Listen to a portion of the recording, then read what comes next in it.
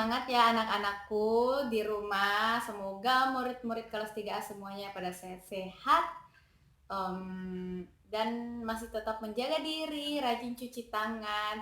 Dan tahu tidak, Ibu Guru senang sekali karena mulai tadi malam hingga tadi pagi itu Bu Guru membaca tugas-tugas kalian dan Ibu Guru berterima kasih kalian sudah mengirim surat untuk Bu Guru, menanyakan kabar Bu Guru. Puji Tuhan, Bu Guru masih sehat seperti yang anak-anak lihat, masih bisa bikin video, masih bisa mengajar kalian.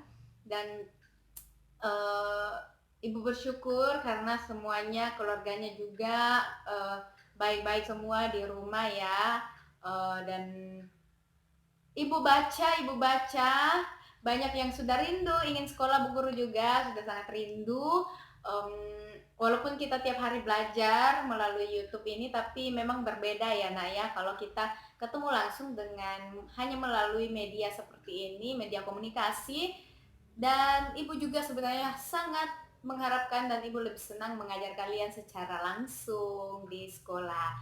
Dan Ibu mau tahu dong bagaimana rasanya kalian menulis surat. Ibu membaca surat-surat kalian itu seperti Ibu mengingat kembali zaman-zaman dulu, surat-surat yang pernah Ibu baca, surat-suratnya orang tuanya Bu Guru juga seperti itu dulu ya. Dan hiasan kalian, gambar-gambar dekoratifnya juga sangat bagus. Ibu sangat senang melihat hasil karya kalian. Baik, hari ini kita mau lanjut pelajaran kita ya. Kita hari ini dari tema 7, subtema 3, tentang perkembangan teknologi komunikasi, pembelajaran 3 dan 4. Naik alat komunikasi, perkembangan komunikasi. Jadi karena kalian sudah menulis surat, kan kalian tentu sudah merasakannya bagaimana zaman dulu harus nyari kertas, harus cari harus punya pulpen, terus harus punya amplop, harus kirim-kirim ke sana kemari, harus tunggu waktu yang lama. Nah, Ibu mau kalian nanti menulis catatan kalian di akhir tugas. Setelah menulis tugas yang di PS, kalian tulis bagaimana perasaan kalian menulis surat, dan bagaimana menurut kalian kalau seandainya perkembangan teknologi itu tidak berkembang, hanya pakai surat terus, dan sampai sekarang itu alat komunikasi kita masih menggunakan surat. Kira-kira bagaimana menurut pendapat kalian? Apakah nyaman? Apakah ada kelebihannya atau kekurangannya, atau kalian suka menulis surat terus? Oke, kita lanjut ya mengenai komunikasi.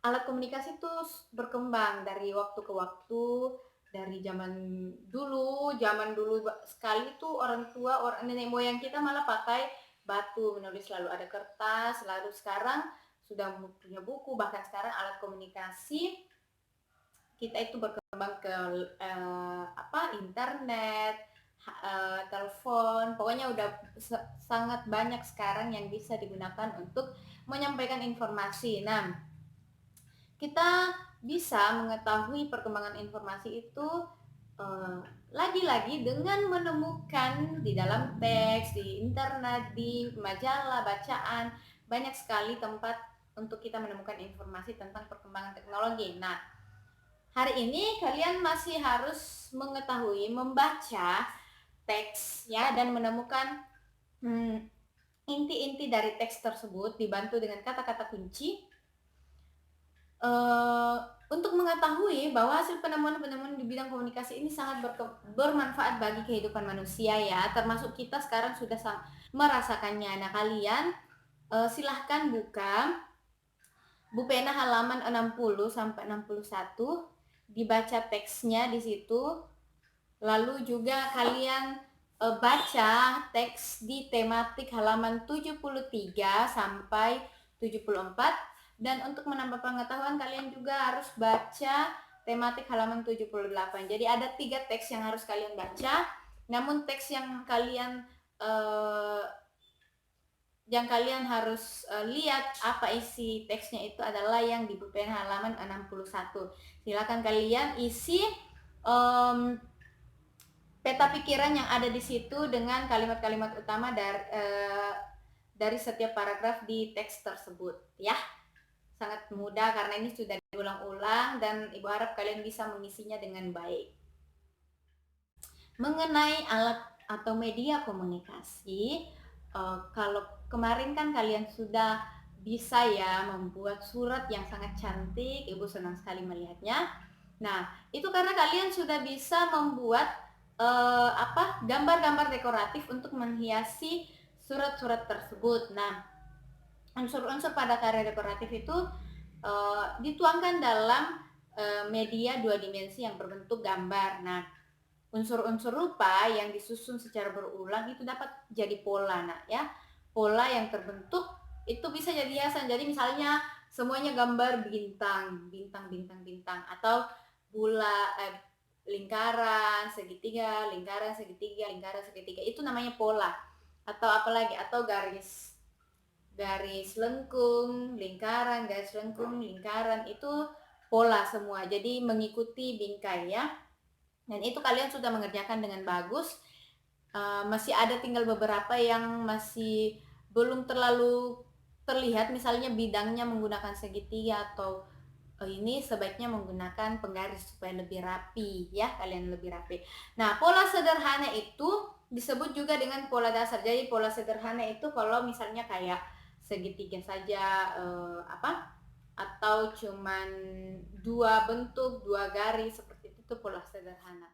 Ini bisa dibentuk dari pola kombinasi unsur rupa seperti garis dan bidang. Jadi pola sederhana itu sama dengan pola dasar ya. Jadi misalnya kombinasi pola-pola yang sederhana itu misalnya garis, bentuk. Nah, di sini Ibu Guru sudah punya contoh pola sederhana di sini.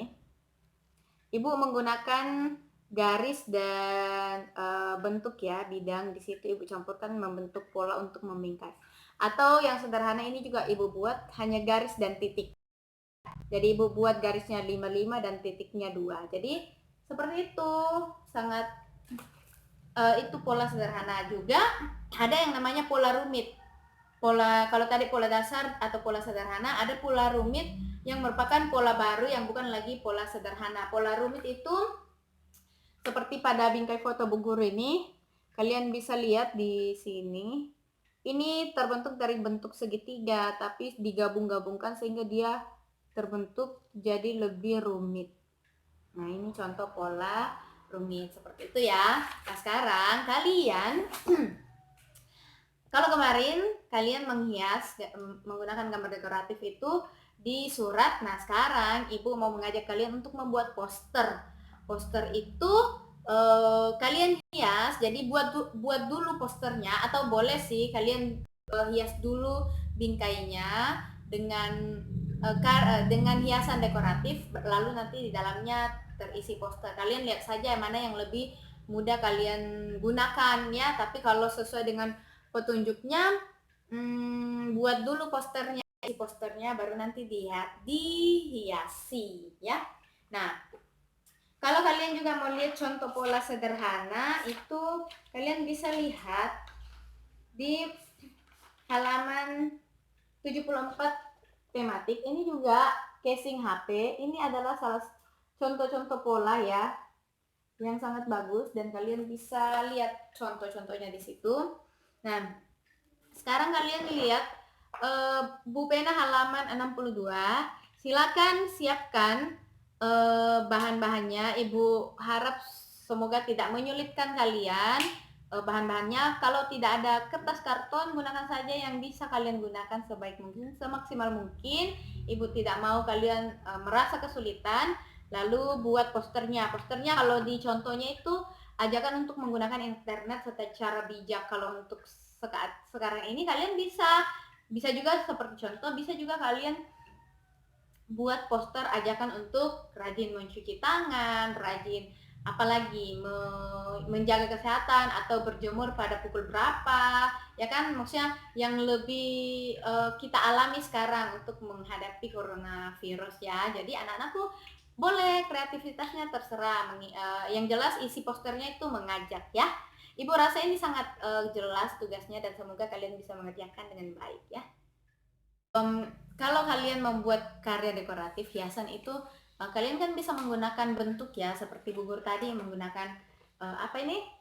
Lingkaran, segitiga. Nah, lingkaran, segitiga itu termasuk apa? Bentuk bangun datar. Nah, termasuk bentuk bangun datar. Kalian ingat ya, kita kemarin belajar tentang bangun datar. Nah, sekarang kita akan belajar menunjukkan keliling pada bangun datar.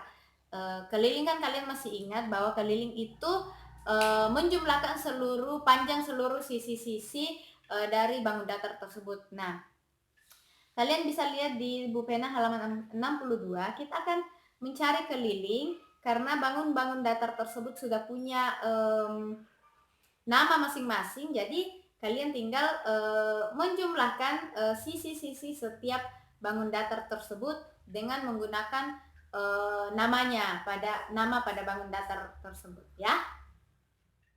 Kalian bisa lihat di sini ya, keliling segitiga ini. Di sini nama segitiga ini adalah segitiga PQR. Jadi ini nama bangunnya adalah segitiga PQR.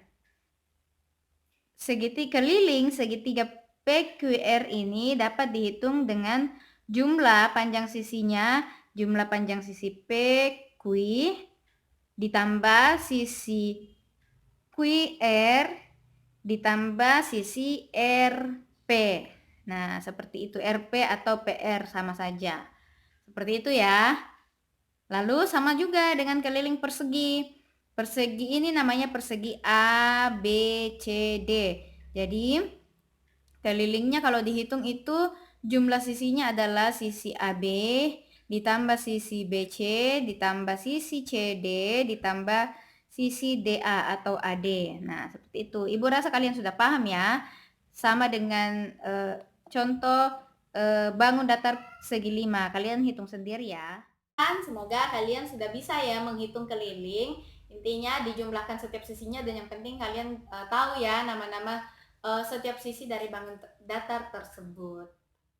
Berbicara tentang perkembangan komunikasi, salah satu yang paling sering digunakan sekarang itu ya teleponnya. Nah, sekarang pernah tidak kalian menelpon, atau mungkin kalian jarang ya, atau pernah kalian mendengar orang tua kalian, om atau tante kalian menelpon dengan anggota keluarga yang lain itu menggunakan bahasa daerah. Semoga pernah ya, supaya kalian bisa tahu bahwa ternyata ada yang namanya bahasa daerah. Nah, misalnya Bu Guru sendiri kalau berbicara dengan mamanya Bu Guru di kampung itu ya biasa menggunakan bahasa Toraja. Nah, mungkin ada mama kalian yang orang Jawa mungkin menggunakan bahasa Sunda ya, atau orang Sunda menggunakan bahasa Sunda, atau mungkin ada yang orang Manado, Gorontalo, dia menggunakan bahasa Gorontalo, atau mungkin ada yang punya keluarga di Engrekang, di Pinrang, menggunakan bahasa Bugis ya, menggunakan bahasa Bugis. Nah, bahasa Sunda, Bugis, Papua, Gorontalo, Toraja itu semua adalah bahasa-bahasa daerah yang ada di Indonesia. Nah, itu adalah keunikan bangsa Indonesia, kekayaan. Bahasa daerah itu adalah kekayaan bangsa Indonesia, dan kita harus menjaga. Jangan malu menggunakan bahasa daerah kamu. Jangan malu ketika orang tua kita menggunakan bahasa daerah, karena itu adalah kekayaan dan harus dijaga kelestariannya. Kita harus belajar juga bahasa daerah ya. Nah, walaupun kita tuh berbeda, kita juga kadang beda-beda bahasa daerahnya, tapi kita tetap harus saling menghargai, saling menghormati, dan hidup rukun. Jadi, banggalah menggunakan bahasa daerah kita ya. Walaupun kita semua ya, kalau misalnya sudah tidak saling mengerti, gunakanlah bahasa persatuan, yaitu bahasa Indonesia. Itu penjelasan Bu Guru, dan sekarang supaya kalian lebih mengetahui lagi, supaya lebih banyak lagi pengetahuannya tentang bahasa-bahasa daerah, silakan kalian jawab Bu Pena halaman 65 nomor 1. Bu Pena halaman 65 nomor 1 sampai 3 kerjakan di buku PS dengan tulisan yang rapi. Lalu kerjakan juga tematik halaman 76. Dikerjakan di buku tematik saja ya, karena ini mudah.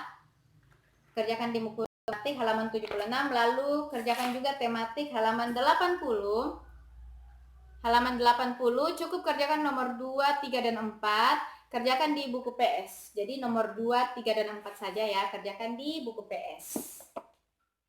Hari ini semoga penjelasan buku boleh membantu kalian untuk mengerjakan tugas-tugas. Dan Ibu berharap kalian tetap menjaga kesehatan, tetap semangat belajarnya. Dan kita sama-sama berdoa semoga 19 ini segera berlalu. Semangat belajar!